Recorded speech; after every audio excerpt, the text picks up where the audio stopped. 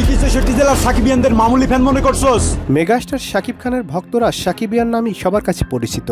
আর এবার তারাই প্রিয় নায়কের আসন্ন ঈদের সিনেমা বরবাদের মুক্তি উপলক্ষে ভিন্নধর্মী প্রচারণা করে দেখালো। বরবাদ নামের একটি শর্ট ফিল্ম বানিয়ে প্রতিবাদ করে দেখালো সাকিবিয়ানরা।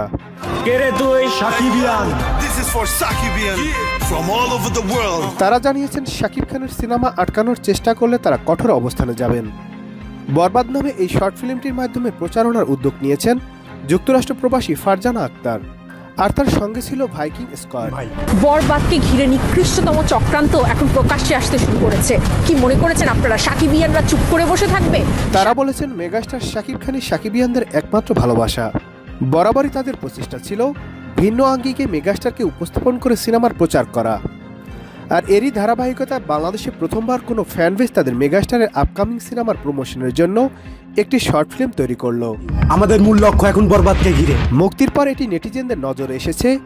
সেই সঙ্গে শাকিব খানের সিনেমা এলেই ইন্ডাস্ট্রির কতিপয় মন্দ মানুষদের আগেই সাবধান করার বার্তা দিচ্ছে।